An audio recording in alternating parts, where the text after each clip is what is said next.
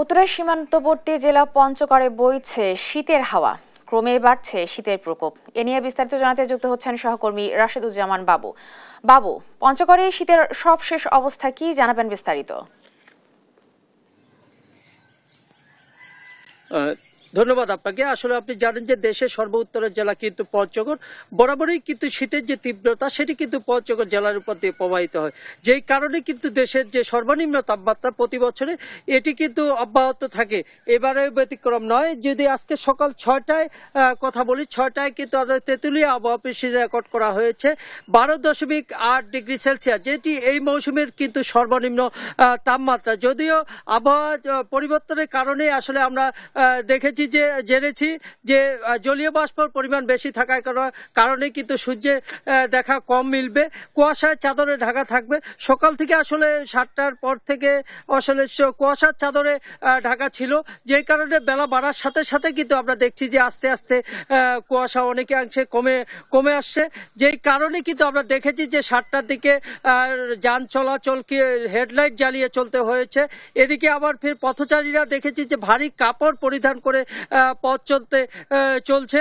এরকম যখন অবস্থা, তখন আসলে আবহাওয়া অফিস বলছে যে আসলে এই সপ্তাহের মধ্যে আরেকটি বা এই মাসের মধ্যে কয়েকটি শৈত্যপ্রবাহ যে বয়ে যেতে পারে বলে এরকম আভাস দিয়েছে। আমরা যদি জানাই যে পঞ্চগড়ের অধিকাংশ মানুষ কিন্তু আসলে শ্রম বিক্রি করে যে জীবিকা নির্বাহ করে, যেই কারণে কিন্তু সকাল হলে তারা কাজের সন্ধানে বের হয়।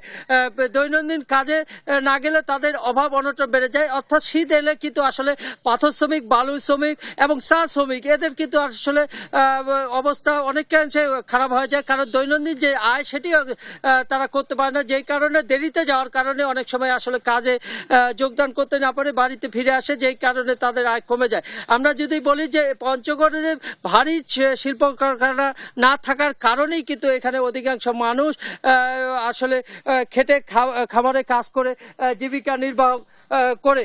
আমরা দেখেছি যে এইখানকার মানুষেরা আসলে শীত বস্ত্রের অভাবে কিন্তু আসলে অনেকে কষ্ট পায়। বিশেষ করে পঞ্চগড়ের শীত মানে সারা দেশের মতো অন্যরকম একটি শীত প্রবাহিত হয়, যেই কারণে তীব্র শীতের কারণে এখানে কিন্তু আমরা দেখেছি যে প্রতি বছরে মৃত্যুর সংখ্যা বৃদ্ধি পায়। এবং আমরা দেখেছি যে গতকালকেও আমরা যদি দেখি যে পঞ্চগড় সদর আধুনিক সদর হাসপাতালে খোঁজ নিয়ে দেখেছি যে শীতজনিত যে রোগ সেটি হচ্ছে শিশু এবং বয়োবৃদ্ধ, তারা কিন্তু আসলে দেখছি যে হাসপাতাল এবং ক্লিনিকগুলোতে ভর্তি হয়েছে, যেই কারণে কিন্তু আসলে ডাক্তার এবং নার্সরা হিমশিম খাচ্ছে।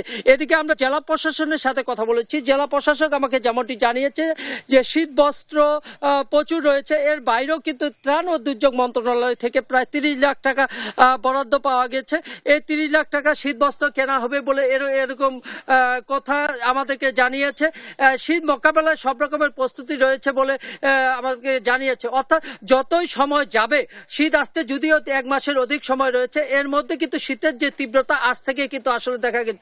আমরা দেখেছি যে সকাল থেকেই কুয়াশার চাদরে ঢাকা ছিল পুরো পঞ্চগড় সহ, কিন্তু এখন সূর্যের আলো কিছুটা দেখা মিলেছে, যেই কারণে কিন্তু কুয়াশা কেটে গেছে। এদিকে কিন্তু শিশির বিন্দু যেটা রয়েছে সেটি ঘাসের ডগায় এবং ধানের ডগায় কিন্তু লেগে রয়েছে, যেই কারণে আমরা দেখেছি যে টিনের চালা, রাস্তাঘাট, পথঘাট অনেকটা কিন্তু আসলে শিশিরের কারণে কিন্তু ভিজে রয়েছে।